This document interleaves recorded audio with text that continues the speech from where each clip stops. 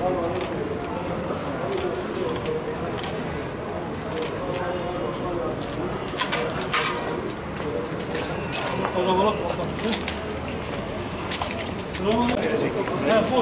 bir dükkan boş. Kasap büyük yani. Orta Batar'da mahvadayız. Teşekkür ederim. Allah razı olsun. Tekrar geçmiş olsun. Teşekkür ederim. Kendi arabamla kendi. Allah Teala mahfuza milletime mahfuza ki takinek kurmazın buraya yani. Selamun Aleyküm. Hoş geldin. Sağ olasın. Hoş geldin. Sağ olsun.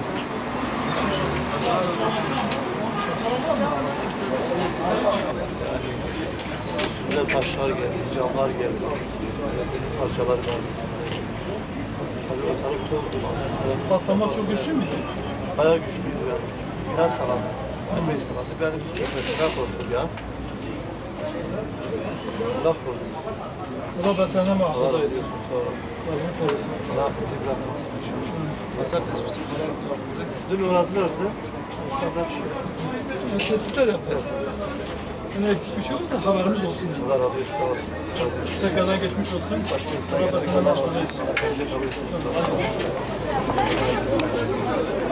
Selamun Aleyküm. Şimdi evden hasar meydanı var. Burada çok hasar var evlerde. Köşe gelmişler. Şimdi diyorlar yukarıya çıkıyorlar. Yani Meret tespite gelmediler. Yok. dediği patlamada oldu. Duvarlar bizi çatladılar filan. Bir şey vermediler. Şimdi de ikinci defa daha çok patladı. Bizim bu yandaki binalar hocam. Sarı yeşil. Memleket olarak huzur ne be? Tüşteki ne be yani? Ne işli be? Ne kaldı be yani? Geçmiş be. Şükür edeceğim. Hatırlıyorlar. Hatırlıyorlar. Satıyor.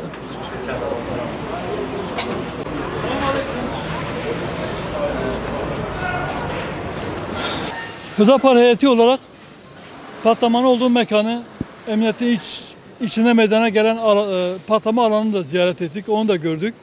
Esnafı da ziyaret ettik. Gördüğümüz kadarıyla gerçekten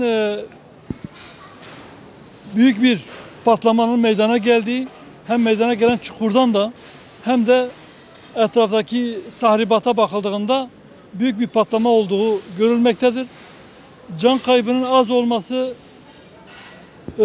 belki bunun tesellisidir.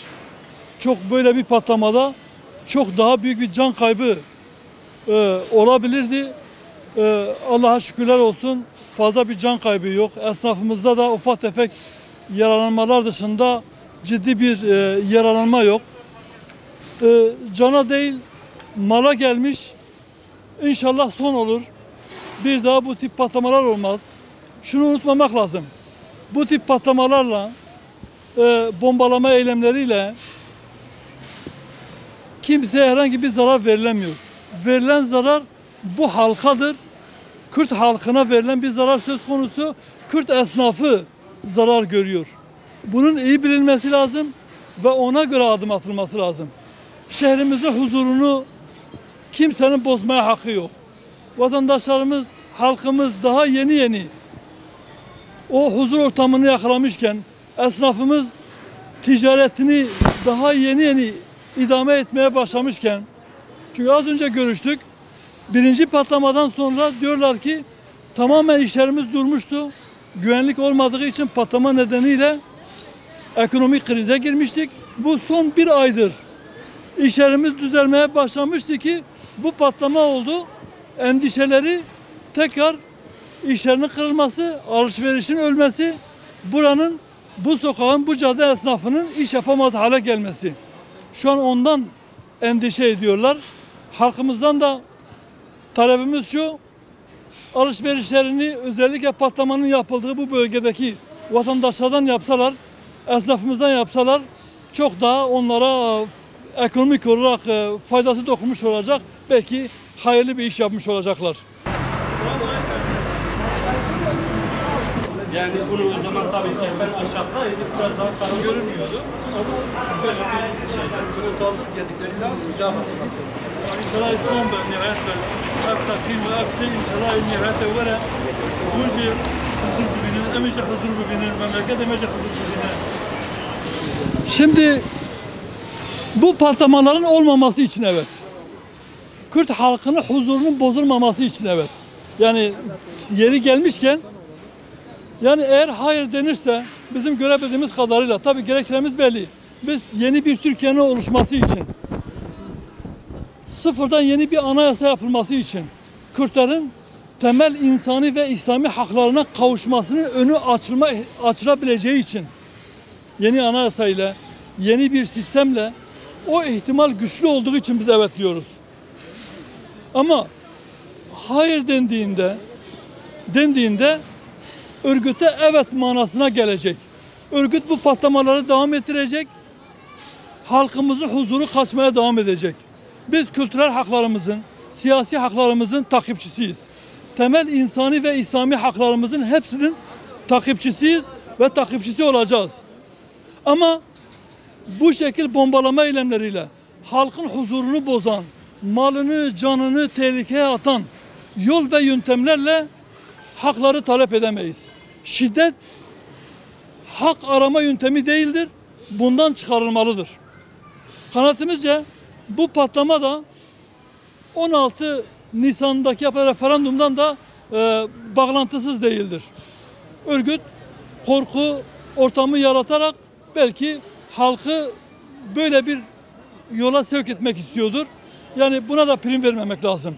O patlama boş alanda değil de binaların altında olmuş olsaydı, çok daha fazla zayiat olmuş olsaydı, can kaybı olmuş olsaydı örgüt bunun semeresini halka bak ben güçlüyüm, istediğim yerde istediğim eylemi yapabilirim mesajı verecekti.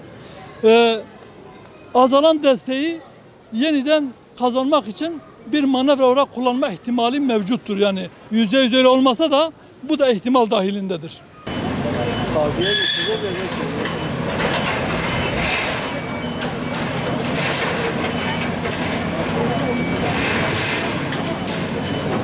Abi cam köçek var yok mu şurada? Kolonun donunda bir şey yok. Bu balkon kirişlerimiz çatlamış, içeride kirişler çatlamış. Gelecek. Orada dışarıda bakıyor. Bir kısım gelecek. Teşekkür ederim. Yani şu an 16 Nisan'da bir referandum var.